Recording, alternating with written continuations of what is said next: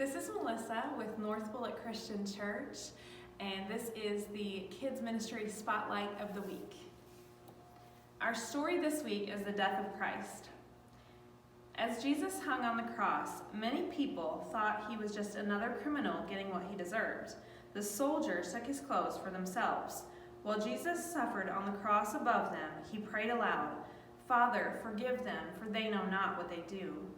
Jesus' mother, Mary, and some friends were watching, along with Jesus' disciple John.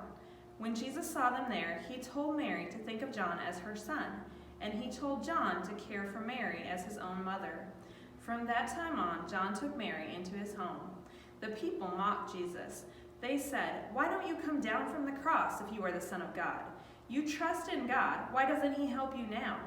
You saved other people. Why can't you save yourself? If you are the King of Israel, come down from the cross.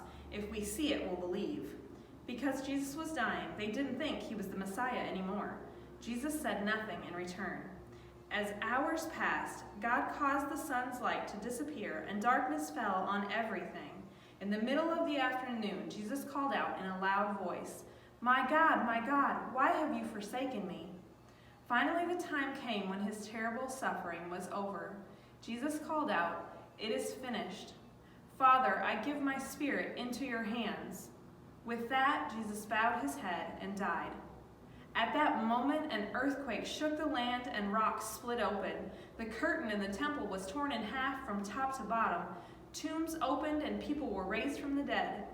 When the Roman centurion standing at the cross felt the earthquake and saw all that happened, he said, "Truly, this was the Son of God." Later, some soldiers were sent to see if the crucified men were still alive. If they were still alive, they were going to break their legs so they would die more quickly. But when they saw that Jesus was already dead, they pierced his side with a spear just to make sure. Blood and water poured out. Jesus had died. Joseph of Arimathea, a disciple of Jesus, asked Pilate for permission to take his body and bury it.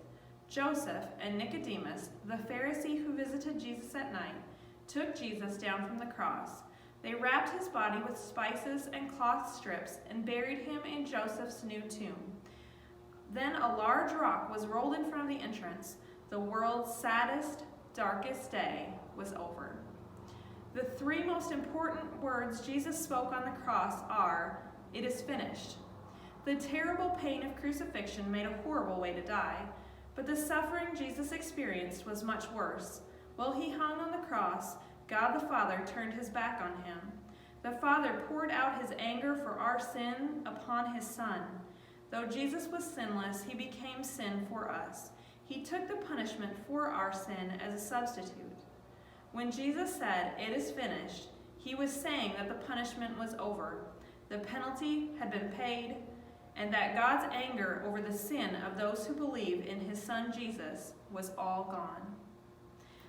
I just want to tell you guys that I miss you and I love you, and I'm looking forward to lots of hugs when we get to come back.